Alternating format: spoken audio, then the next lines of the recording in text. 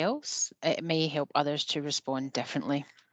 So we will be recording the session if that's okay with you guys, so that the session can be used as a resource in the future.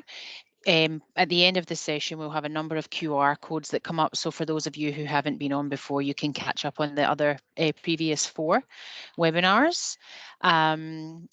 We have a chat box function, which we would sort of really encourage you guys to use. Put any comments, questions, anything at the time that we're going through anything. But we would really love also for you guys to chat with us and jump in and sort of hear and see your faces with your cameras turned on. If you have one, that would be great. It really helps us connect with you guys and feel like we're a little bit more in the space together. Mic's on mute if possible, just helps with any background noise. But as I said, feel free to jump in, ask any questions or put anything in the chat box at any time.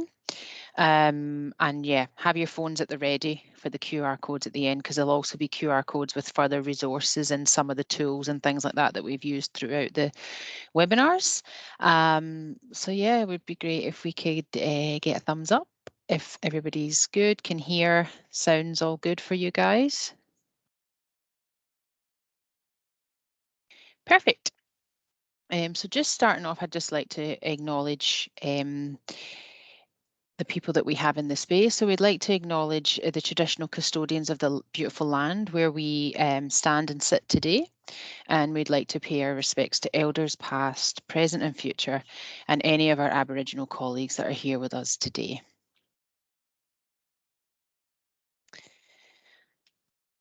So just bringing us into the space, we have a tool here that we'd like to help use to help us kind of get to come into the space and share a little bit about each other. So I guess it's February, we've stepped into a new year, and it's kind of prompts that looking back and looking forward. So we thought maybe it might be nice for us to share either in the chat box and verbally something over the last year, coming back into the space after Christmas and New Year, and as we said, looking forward, something you're proud or excited to know, one thing you're getting to know, and one thing you don't know yet. So with every webinar and how we work as well is that you guys are in charge of what you share. So hopefully don't feel any sort of pressure. I'm happy to go first. So just stepping into 2023, one thing I'm proud or excited to know is this was a new role for me last year that I started last April. And I think I'm just really proud to know that there's been so much work done in that kind of mentorship space, and people have really engaged and been really excited about being able to become mentors for student midwives.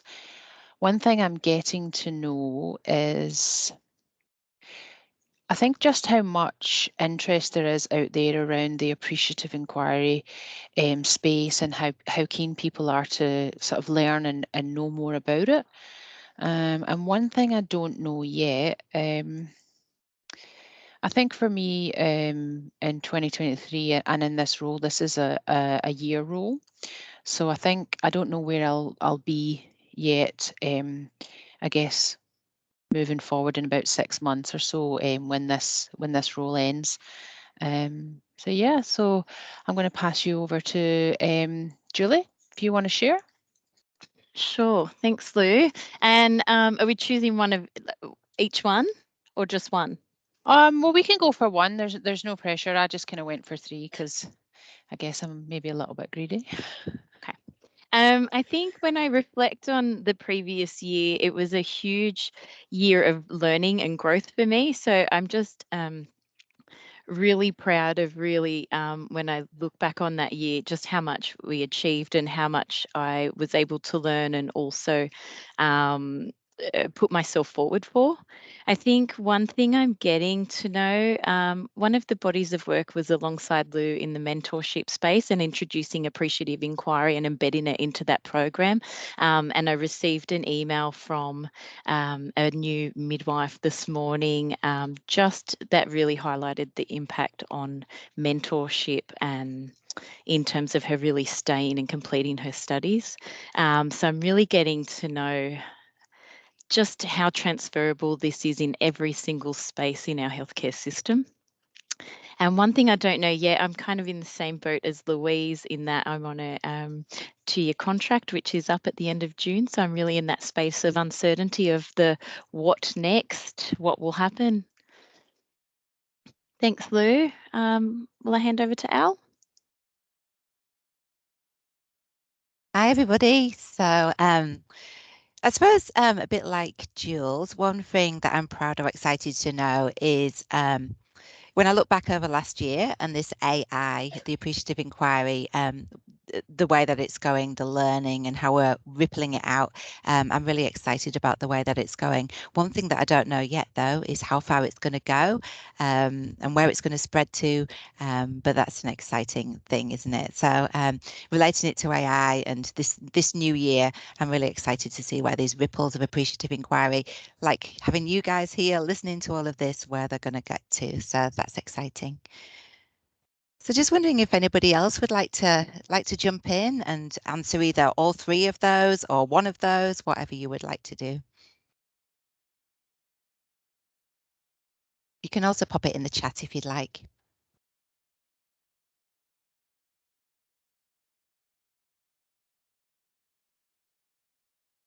I'll just add when you're sharing as well. It would be lovely to hear your names and where you're ringing in or videoing in from.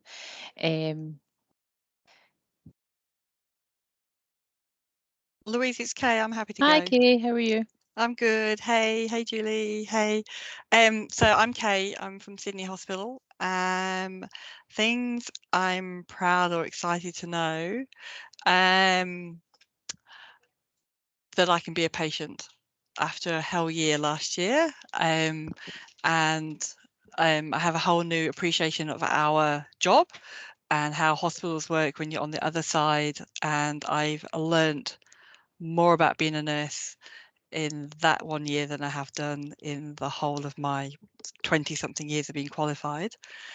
Things I'm getting to know is the ethics process. And I haven't gone grey yet. But my ethics have been approved, so I'm very excited. And the things I don't know yet is how many people I need to recruit for my studies and how that will go. And I'm quite apprehensive about that, but excited at the same time. Brilliant. Thanks, Kay.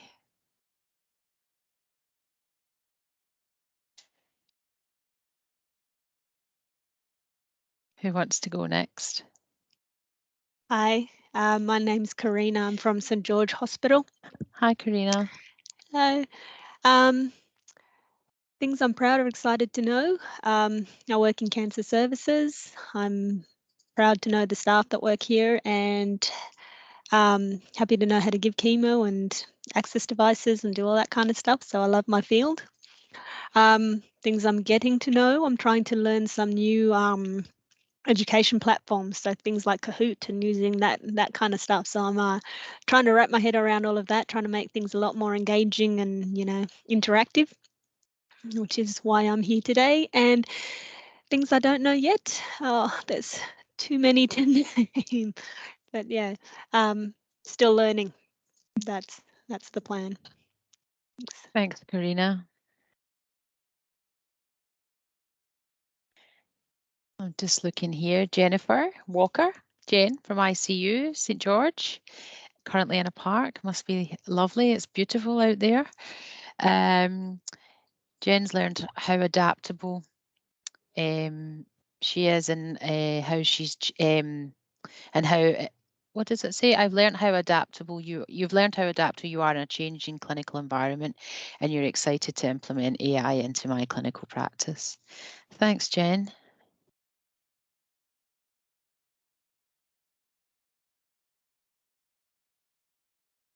Hi, my name's Cindy, and I work in the COVID Community Management Centre at Prince of Wales Hospital. We cover all of Southeastern. And Hi, I suppose Cindy. I'm proud to know that I'm excited to know that I can learn new skills and work, you know, remotely. We provide telehealth support to patients with COVID.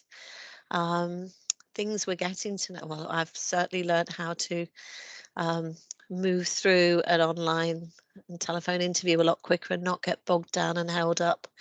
Learned to be a little bit more assertive with moving things along and not taking as long as I used to. Getting to know, well, I don't know, getting to know how we'll continue with this, because we're going to be rolling out telehealth for other types of services in the future. And things I don't know is if I'll still be in this team, because I'm on secondment for another department. So whether I'm staying or moving or how that's going to work, that's just all part of the excitement of not knowing what next, which is quite nice a bit further on in your career. Yeah, yeah. I'm quite love that. interested in hearing about this. Well, we're going to share loads. Thank you. Thanks for coming on, Cindy.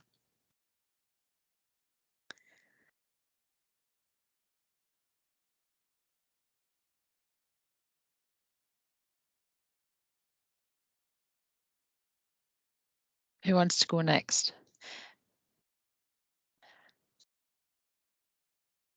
I'm happy to go if nobody else is.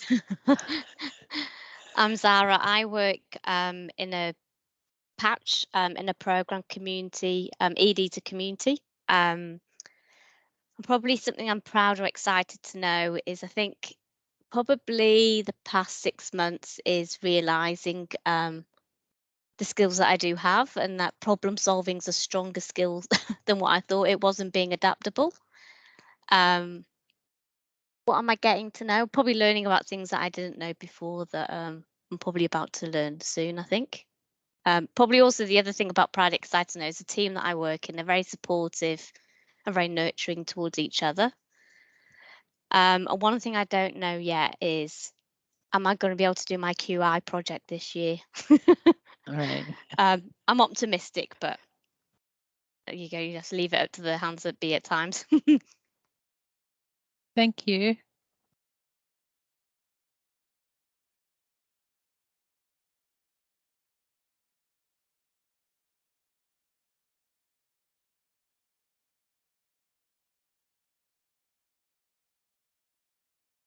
I can't see everyone's faces, you see, so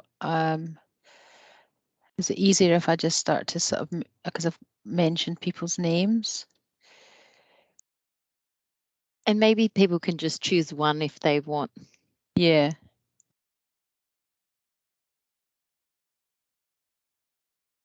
There's a couple of people have put stuff in the chat, Lydia.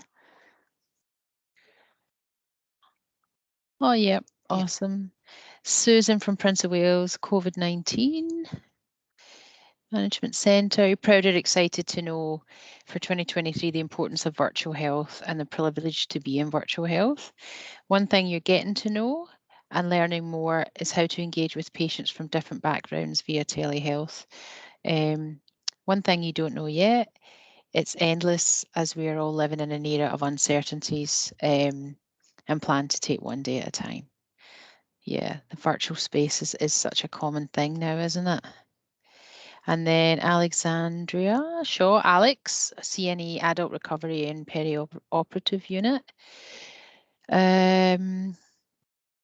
One thing you're proud is the retention of new graduate nurses and your contribution towards their development in the CNE role.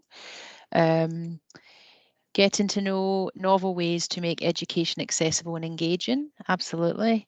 And 3, one thing you don't know yet is the exact time that the unit is moving to ASB. I'm not sure what ASB stands for. Oh, yes, acute services building. Yeah. Yep, sorry, thanks. I could have just said all that, but thank you. It's actually stunning. I had a bit of a walk through. Yeah, it looks great. Yeah, it's beautiful. Leanne from Prince of Wales, at home with your 3-year-old. Proud to be able to lead a diverse team of health professionals and looking forward to the new building opening as well and exploring new ways of working to improve care for community patients. Thank you.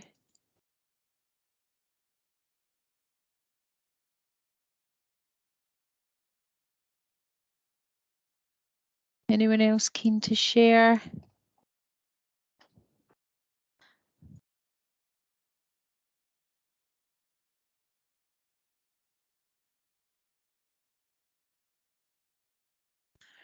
All right, I'll take that.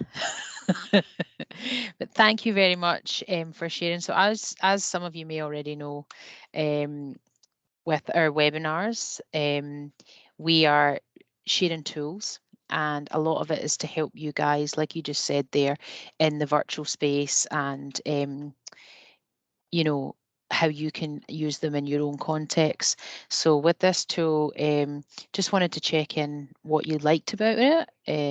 Did anybody notice anything in using that? If Ali, you just want to go back, yeah, that's great, thanks.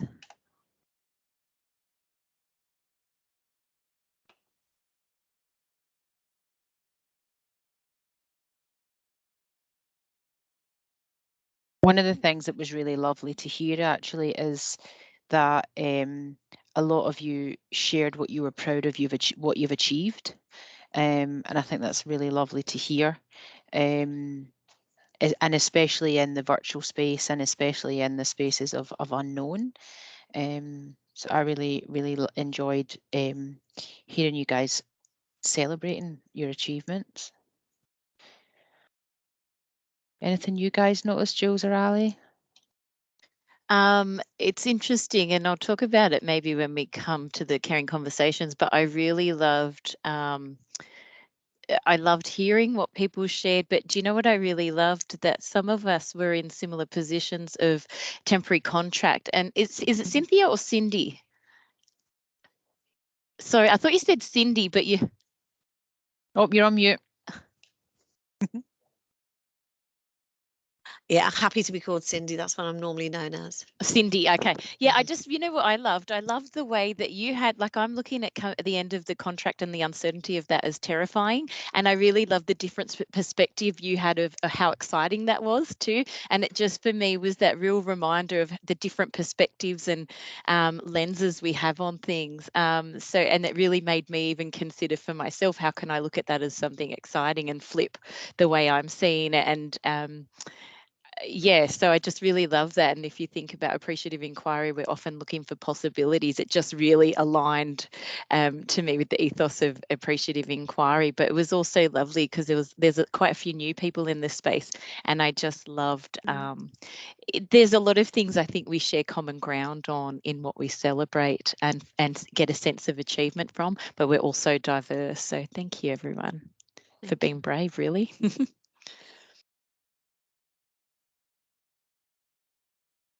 Yeah, thank you. As Joe said, it's for some of you, it's your first one, so sometimes jumping in can be a bit overwhelming. But as we go through, hopefully the tools will generate some great discussion. And it's also, sorry, just to jump back on that, that's a really lovely tool that you can use in so many ways too. But even when you're working with, you know, quite a lot of people are nursing, midwifery, working with your new grads, instead of just saying how you're going or what do you want, it could be using that tool to help them set goals. So what are they getting to know? What would help them get there? So it's just, you know, just different ways you can use it as well. Okay, so there's quite a few new people in the space who I don't think have been to other webinars. So, and for those who've been here again, it's lovely to see you back here, but we just like to start with a quick refresher again on what appreciative inquiry is. And really, it's pretty much exactly what it says on the slide. So appreciative inquiry originated with David Cooper Ryder in the 1980s, and we're really focusing on the adapted work of Professor Belinda Dewar, who who's had extensive experience in bringing this and using this in the healthcare system, and the resources and tools that we're using is all the work of her and her team. And we've been so fortunate to be able to actually work quite closely with her last year in the mentorship in midwifery program. So really, the methodology of appreciative inquiry, it's a strengths-based approach.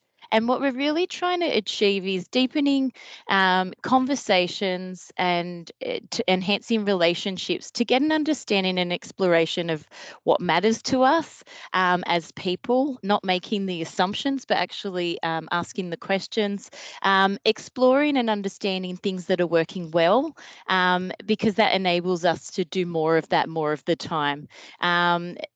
The deeper connections that we try and develop by having those richer conversations, we know that relationships are at the heart of learning and growth in the workplace. So it can really enhance learning and create positive workplace cultures.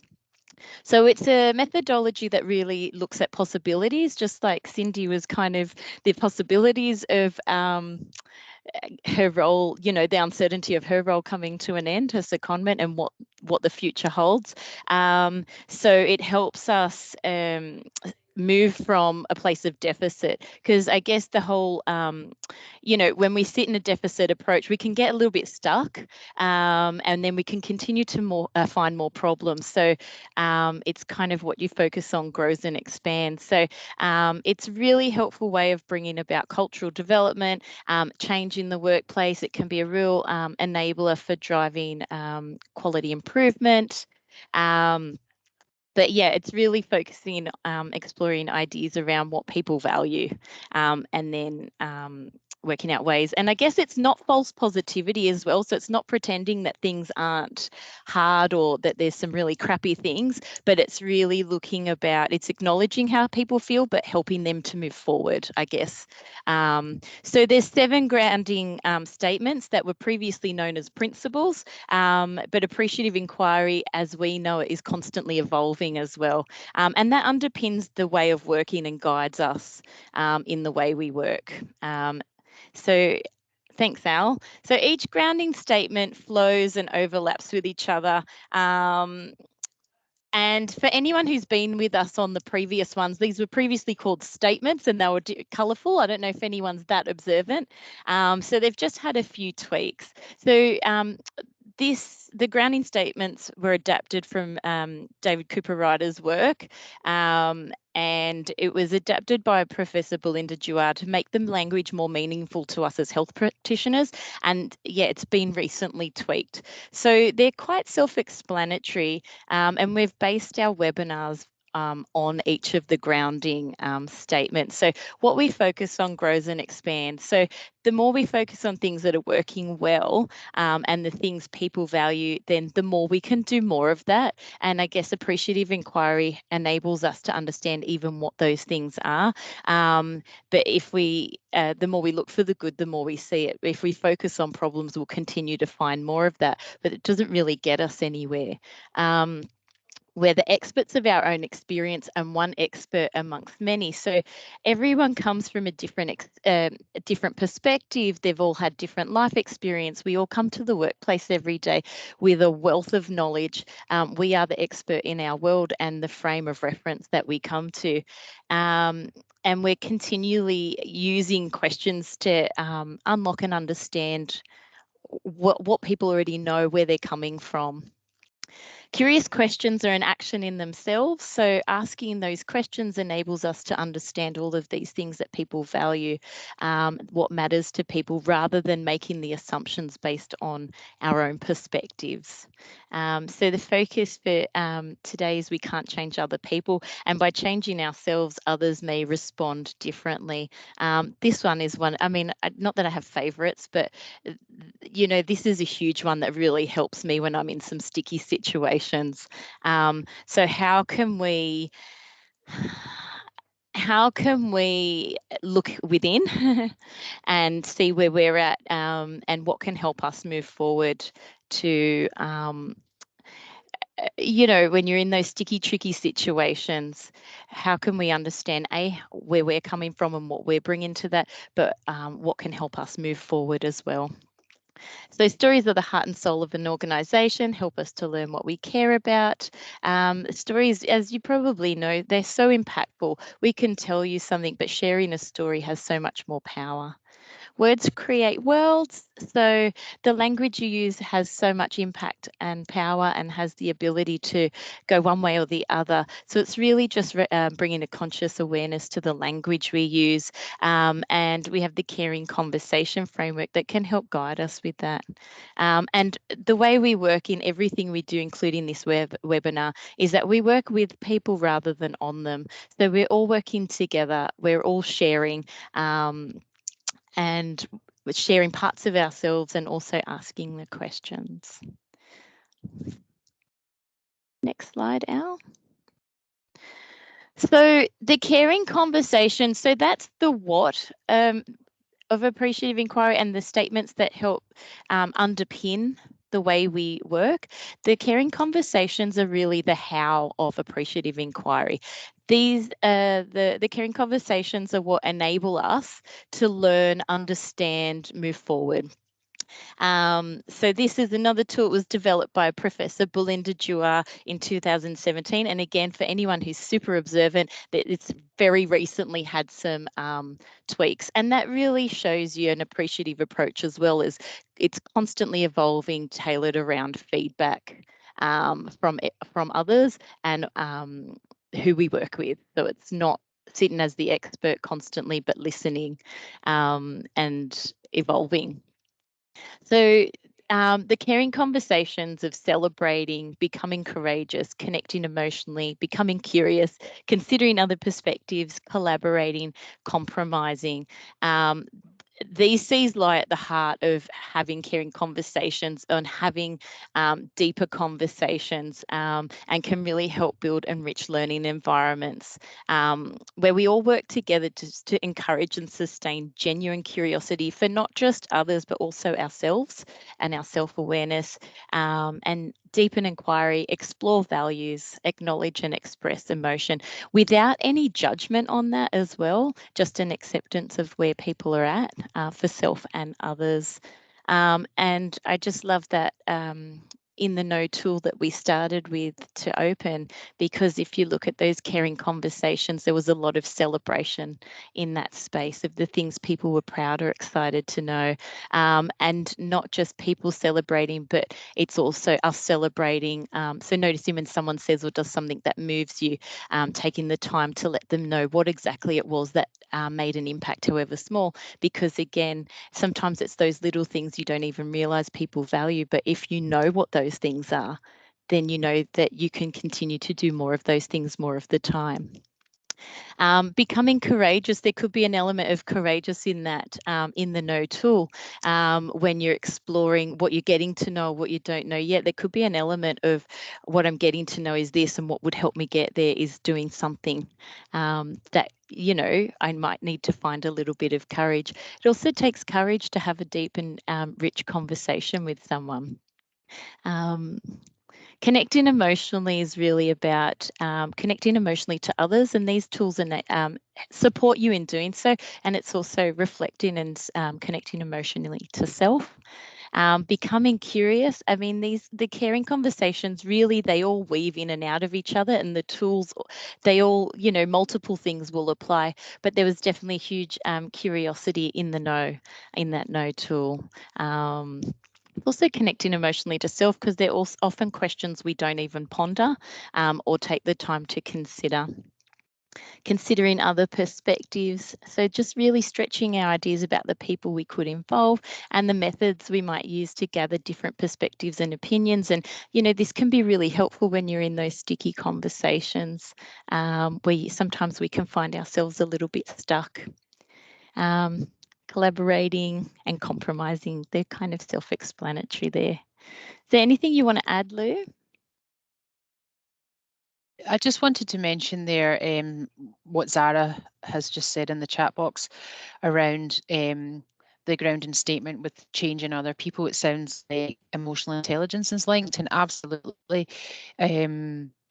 Ultimately, the goal of these frameworks and statements and principles that we're using is really to build that reciprocal relationship with others. And when we have that reciprocal relationship, it enables us to almost move away those barriers and engage with each other on a deeper level, as Joe said. But first of all, it's ultimately sort of connecting with ourselves and what's going on for us, and that ultimately is that emotional intelligence, where we look at our own self-awareness and how we manage our own emotions in those spaces, which then I guess helps us to embrace others' emotions more openly in that space for more, I guess, yeah, like I said, reciprocal.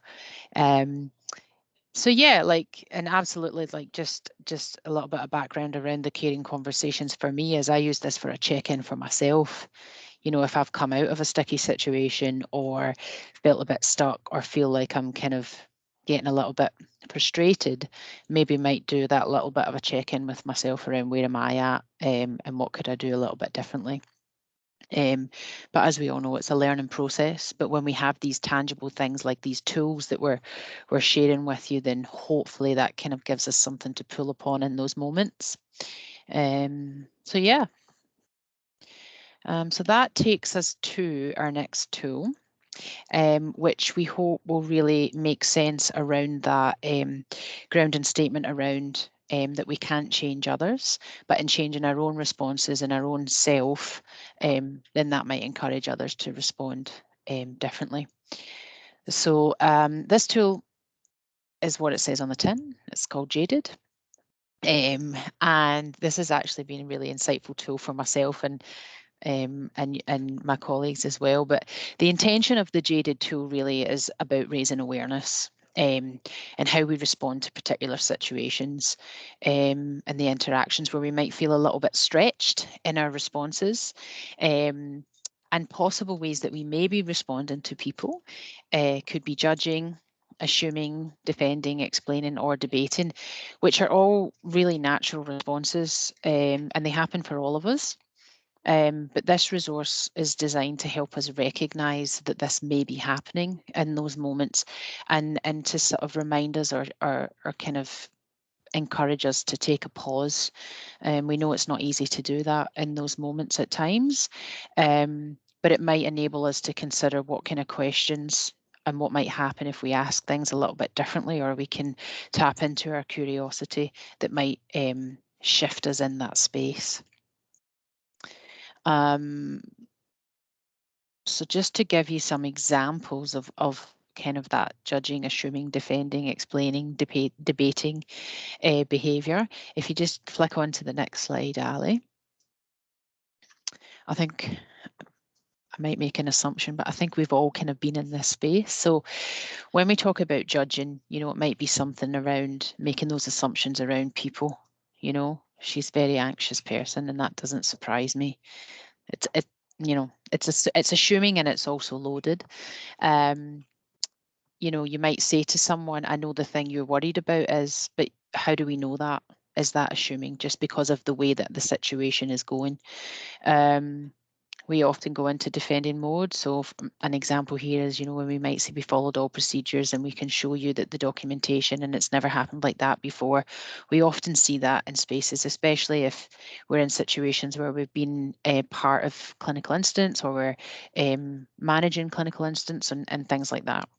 The reason that happened because of, and then there was this, and then we did this.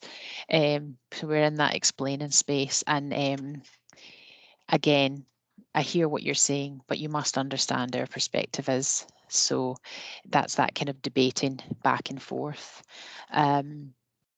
So I could see some nodding and some smiles and some things like that in the camera there. So can anyone, and I'm going to ask you to tap into your becoming courageous. If anybody could think about a time when you may have responded in a jaded way, or something that's resonated with you, or tapped into one of these And I just wonder if anybody would be happy to maybe share a bit of an example.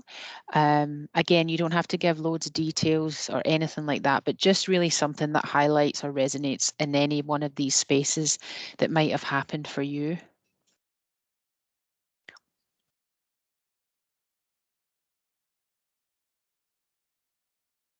I can see Karina smiling away. I've got one. It's pretty basic, but I did almost all of those all at once. I gave education to a patient once who was non-English speaking background. I've got an interpreter. We went through all of the education information. I gave him handout sheets to take home. I did all of it. What I didn't do was document it. And then about a week later, he went to the outpatient clinic and he didn't recall a thing. He'd never had education in his life. No one gave him any information whatsoever. And so I got pulled into the nursing unit manager's office to say, what happened here? You didn't educate. And I had the CNC in the office too saying, you didn't do this, you didn't do that. And I did all of those things. I defended myself. I explained it back to front. I debated about how not enough nursing time and I can't be expected to do all of the things. I did the whole lot, all in one. I judged the patient. I said, it doesn't surprise me that he didn't understand. He was always looking around. I was assuming he's got too many things going on at home. Obviously, he's not going to remember. So, yeah. And what I should have done was documented my actions, which, so with time to reflect, I realized that, yes, there's quite a lot of that falls back on me, and my response should have been a little bit more metered rather than going immediately to defending and explaining and assuming it was all to do with someone else. So, yeah. Absolutely. Thank you. That's Nice. a perfect example that covers all, and I'm sure we've all been there. But I guess just when you were sharing there, can you think of any kind of curiosities or anything that any questions that might have been helpful in those moments that might have shifted you out of those I guess that jaded space? I think part of it, and what sent me directly into the jaded space, was that when I walked into that, that meeting with the NUM and the CNE, I think I've learned from that experience that the way that you approach these kind of inquiries and the way that you speak to someone about, this happened and we just want to find out a bit more background information, rather than you're supposed to know how to do this and you should have done this correctly. So I guess the approach that you take when you're doing those questions sets the person up to get into this jaded space if you're not approaching properly or doing the right questioning. I don't think everything has to be a soft approach. Sometimes you do have to go in with, this was quite a dangerous thing and we really need to address it. But within that, there's ways to begin those conversations so that you're setting all of you up for having something occur that is productive, rather than putting everyone on the back foot and having everyone become defensive. Because by the end of that, I was shaking and I was ready, but so was the CNC. And the NUM was trying to field in the middle again. Not a situation that was beneficial or showed any of us in the best light. Absolutely. Yeah. And can you anybody think of a time where they might have been in the other space where Karina's talking about when she may have been jaded, but can anyone resonate of a time when they might have been the person that might have brought that other person into a jaded space?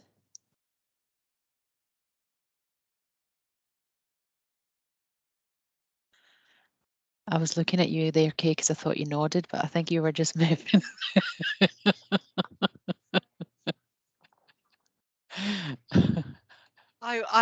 I'm debating. I would hope not, but it's so easy when you got stuff happening and you're juggling many, projects and items in your day to day, and you don't mean to snap, and sometimes you snap, and then that causes that reactionary. I'm just so in awe of Karina for being so honest just now because I think we've all kind of been there, and I totally agree. It is how you're spoken to and how a situation arises, and and it is, words can be so hurtful, and you can't take them back once you may go into something like the situation with Karina with the nun and the CNC, and they may not have wanted it to happen the way it happened, but just those words when they come out, you just got to be so mindful of the approach. And I'm sure I've certainly upset my husband a million times, but that's different to being at work. But Kay, what I love about appreciative inquiry and all of this, it applies whether you're at work or at home. I mean, even with my kids, I find this so helpful. Need to probably bring on caring conversations more often with them, but yeah. Totally. My husband at the moment, he's getting the raw end of the stick. So yes, it's something that yeah, totally. I do that every day when I'm, and he goes through each one of those jaded aspects when we're having a conversation. Yeah. It's a great tool, isn't it? Ali, do you mind just flicking to the next slide just to bring it back up again? But just when you were saying there, Kay, as well, like when you've got a lot of things on and we're under pressure, we're under stress. So it is really demonstrates how it is important that we do need to pause in those moments, and sometimes having something like this that is just that quick reminder, or even if you think that, you can think of this visual in your head potentially, sometimes it helps, but also it also helps us understand that we all find ourselves in those spaces, right? Absolutely. At some point, and with that reciprocal space, like when we go in with the kind of fight, we get the fight back. So it also highlights that kind of appreciative approach, that when we try and build those reciprocal relationships where we're trying to understand each other, then that grows and expands as well. Yeah, So totally. yeah. And when I look at that, when I first saw this slide, when you first put it up, the first image that came into my head was like an ocean, and that you are being like the orange bit or the red bit where the jaded is written, that's like the waves and you're being sucked under. That's the first thing that kind of came into my head, and you're under that pressure, and your reactions is what's coming out now. Because if you are in the waves and you are getting bombed and stuff like that, I didn't expect that to happen, and where did that come from? And you're blaming nature, and nature's fault, like you weren't being present and watching what was happening. But yeah. I love that. And the thing is as well, like it even shifts the language. Like sometimes I'll walk up to Julie and I'll be like, oh my God, I'm so jaded. And then it's like, okay, the awareness is there. So then how can we bring me out of it? I feel like I want to share just one quick story around the tool. I think you know what one I'm going to share, Julie, but we used this with someone once, and she was demonstrating how she was working with people who were very jaded.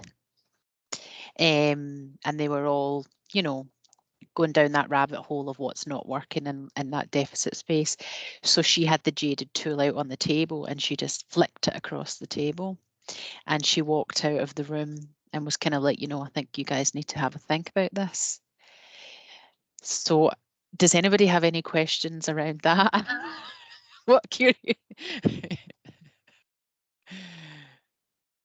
Who do you think was more jaded in this space? I've got a million questions. Yeah. What's her problem? Oh, sorry, am I judging?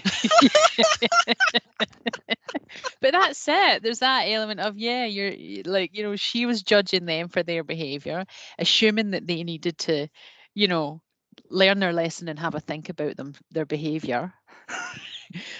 So it just happens so easily. But I just always love to share that story because it's actually quite a funny situation.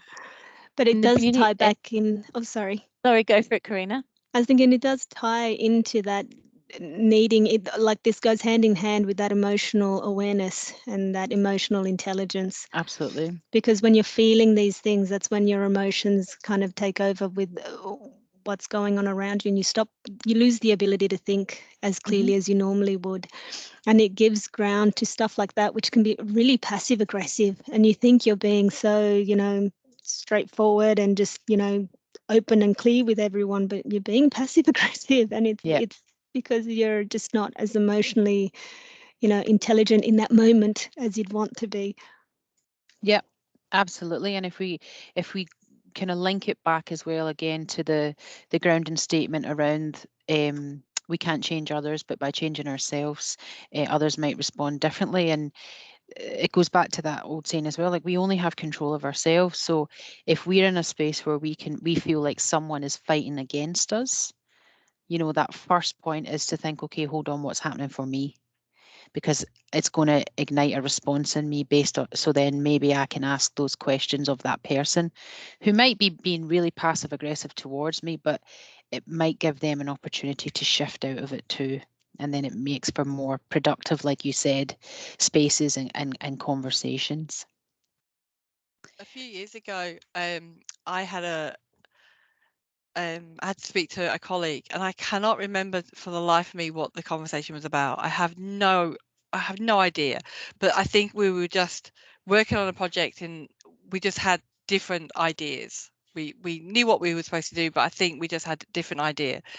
So I approached them, and it was going to be a normal, calm conversation, and somehow it just turned into just a tense, horrible, emotional filled. It was just awful, just this challenge, and I know I certainly didn't want that to happen, and I'm pretty sure they didn't want it to, anticipate the whole conversation would end like that. And I walked out, and then I had to walk back in again and just kind of time out, like, I'm so sorry, I don't know what happened, I don't know what, that's not what I wanted, that's not how I wanted this conversation to happen. Can we start over? Like, and it actually worked. Yeah. And we were just able to, because she acknowledged exactly, I didn't want it to happen, and we just had then a normal conversation. And I don't know how we got off on the wrong track initially. I have no idea. I can't, like I said, I can't even remember the conversation and what exactly it was about, but it was just having, I walked out and thought, I can't have, I didn't want this. How this gone so volatile? And just having the courage just to go back in and say, can we start over? Yeah. And I was crapping my pants to have that conversation. Sorry, to go back in, and my heart was racing because I could have gone anyway. It could have gone, Takes real get courage, stuffed doesn't or it? whatever. Yeah. But it was great, and it's that the response is always in my head. I have no idea what it was about, but just the interaction has always been there with me. And that's just what Julie said there. Like it takes courage to do that, but it also is an element of compromise as well, because in that moment, your perspective is what you're holding, and then their perspective is what they're holding. So it takes courage to move forward and maybe have to compromise that for a minute to say sorry, or to try and bring it back into a space where you can both have a conversation that's meaningful. Yeah. Just before we move on from Jaded, and Julie's going to just jump in after me, but can you think of a way that you could use this, or somewhere where you could have it as a reminder for yourselves? I want to get a badge made and slap it on my chest, like, so I can walk around and go, "Are you jaded? Are you like Screensaver on your phone? Yeah, totally. Yeah. I love it. It's good. Mm. All right, thanks. Jules, I'll just throw over to you then. And I'm just looking at Jen said, in an emergency scenario, everything is at face value. And that's right. In an emergency scenario, you might not pull the tools out and kind of do a facilitated, what's everyone excited to know in this cardiac arrest? But they're really lovely tools that you can use after an event to help draw on some learning and, some things that worked well, what we get, things like that can help you move forward. So I just kind of wanted to touch on that, but they're really helpful to facilitate some conversations after some really tough, tense scenarios too. So Al, can you just go to the next slide? Just linking back, I guess, to Jaded and how the caring conversations come into play. I think we kind of touched on it a little bit in that one, but yeah, it took real, like it can be really, it can take real courage to even just press pause and kind of call it and have that conversation like Kay said, and just say, oh, I'm so sorry, like I just realized, you know, I was doing X, Y, Z, or how can we move forward from this, or you know, some of the C's that come into play that help with this, but a huge one is, yeah, connecting emotionally to self. And I guess the J for judging, just to remember, even when you do reflect back and realize or catch yourself in a jaded moment, we're not judging ourselves either. It's just, you know, you can celebrate that you've even recognized you were there and consider what you could do differently next time if you were in that same scenario. Becoming curious, I love that, because even Karina, in the story you shared, it's so interesting how even just in terms of educating patients, we assume what they need to know. We assume they want to know all this stuff. We assume they've understood sometimes, and I'm not having to go at you, but even just starting with some curiosity around, tell me what you already know, tell me what you'd like to know, or tell me what you understood about what we've said. I love that. Considering other perspectives, this is a huge one for me with the Jaded tool. I find for me, this is one thing that often will come up. I might get especially when I'm in a space of defending or over explaining, which kind of for me goes hand in hand with defending. But I've got a beautiful colleague, Sal, who'll often say when I'm kind of offloading or sharing to her, and one of the first questions she'll say is, what do you think was going on for that person? So this, yeah, just helping me press pause and consider, hang on, what's going on for me? I'm feeling defensive. Why? Oh, I feel like they're, you know, attacking me about something, or they think I haven't done a good job and I think I have, and you know, all of that kind of stuff. But also, what lens are they taking? So what's going on for them? And becoming curious, it's such a beautiful way of, for me, moving from a jaded space.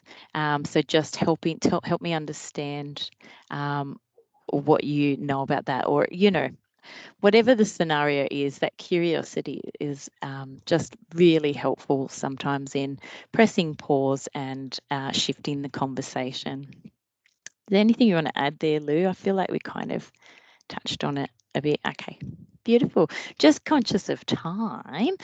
Al, can you move to the next slide? Beautiful. So just as we get to the end of the webinar, we've got 5 minutes to go. I just wonder if we do a quick round. These are parts of a tool called collaborative sense making.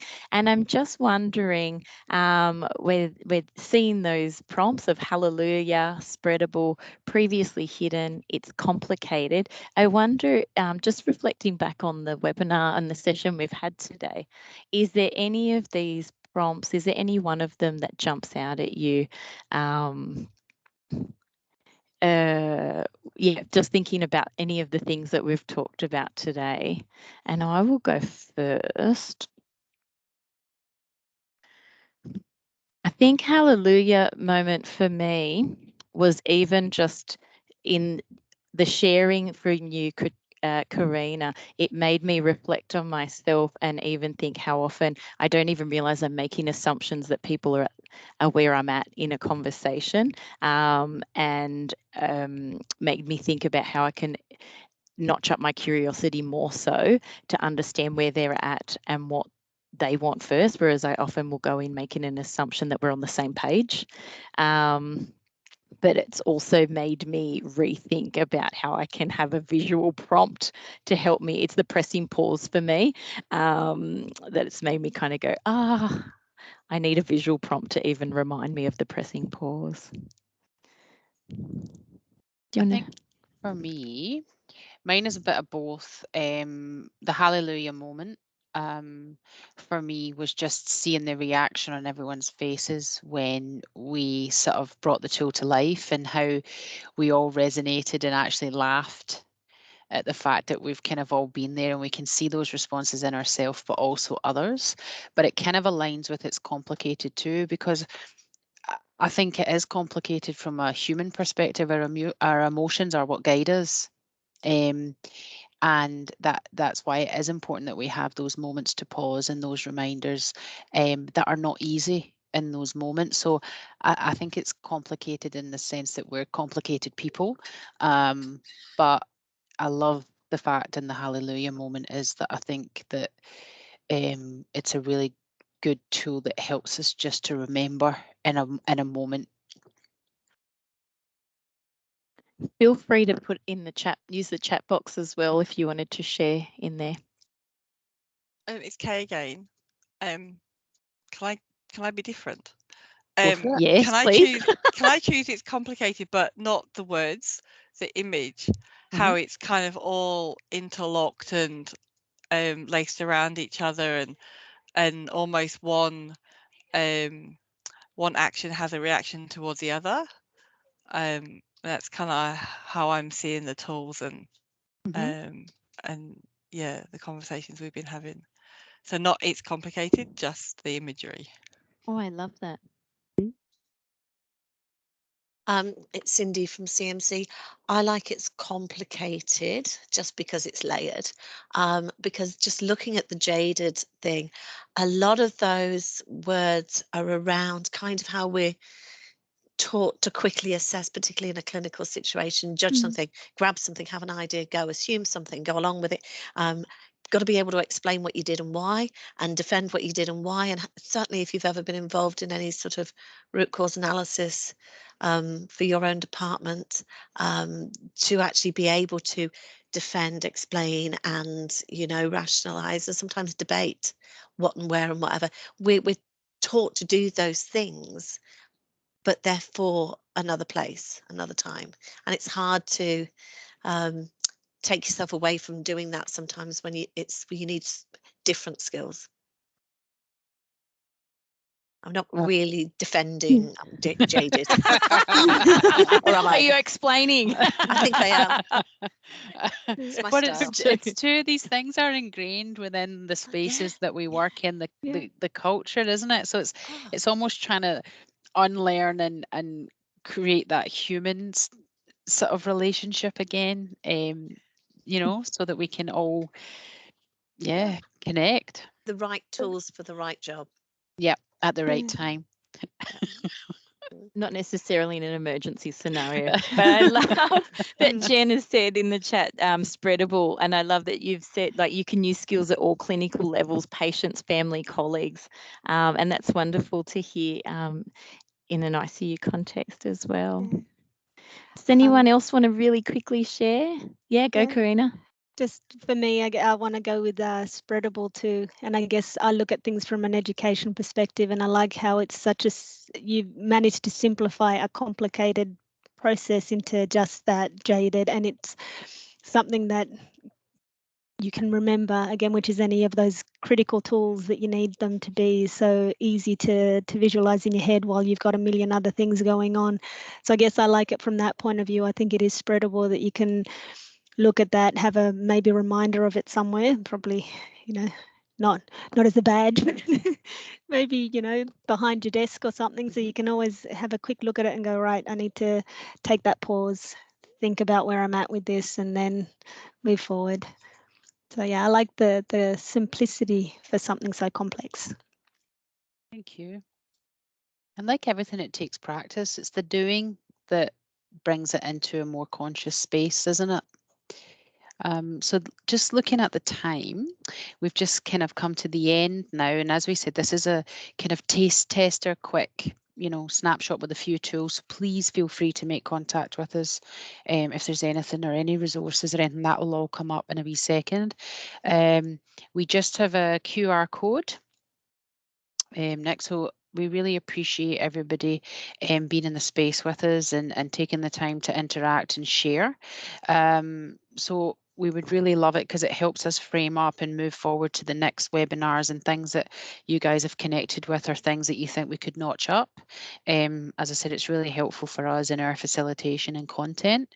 If you didn't mind just taking a few minutes. Our next webinar will be on the 14th of March, and that is around curious questions are an action in themselves. So we would love to see you guys on that as well. just after you guys have sort of completed the evaluation or whatever, if you want to give a thumbs up, or if you don't have to rush off, the QR codes are on the next slide. But we can also send you them via email and things like that. But they'll take you to YouTube, and the previous 4 webinars are on YouTube in the Southeast Sydney page. Why don't we do that, Lou? Instead, we'll email the links to the YouTube videos and the additional resources, so we don't have to keep people on to do that. How do you think? Yeah.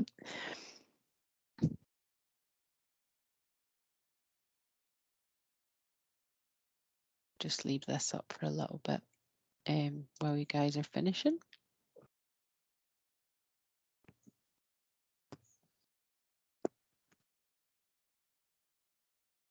And like we said, if you guys have any interest in diving a little bit deeper than we can do in the time frame, then please let us know, because we're wrapping this around a lot of the work that we already do.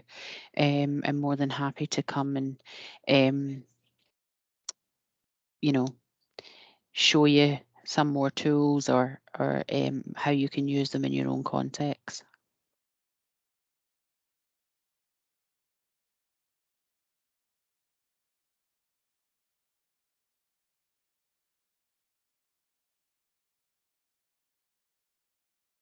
I think everybody's heads down doing the form. Maybe just go on to the next slide, Al, if you want. And a lot of our resources as well we use in My Home Life Scotland, which is the website that Belinda Dewar and Professor Adele Roddy have a lot of their tools and resources, and that kind of appreciative inquiry methodology.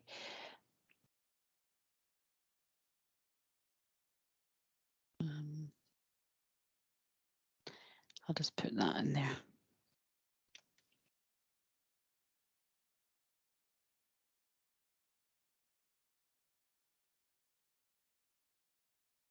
Maybe just flick on to the next one, Al, if that's all right.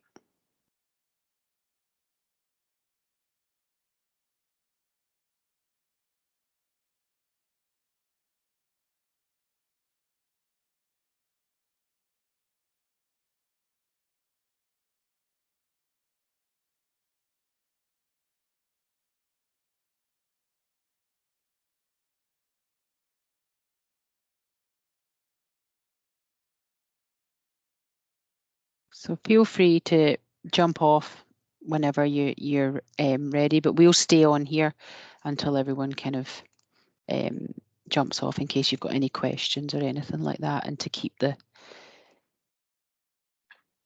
web pages and things like that up for you. And thank you so much, before everyone jumps off, just thank you so much for all of you sharing, because that's what makes it, and that's what helps us connect emotionally, I guess, to self and others, and make the connections as well. So thanks so much, everyone. Yeah, thank you. Yeah, like Jules says, it's kind of what brings it all to life. So thanks for all the vulnerability and the sharing. Thanks. Thank you, guys. Thanks, Jenny. guys. I'm going to hop off. Have a good weekend. Stay nice and cool, everybody. Yeah, you too. You See too. Tuesday, Kay. You will, defo. All right. See you. See you then. Bye, everyone. Thank you. Bye. That's Bye. good. Bye.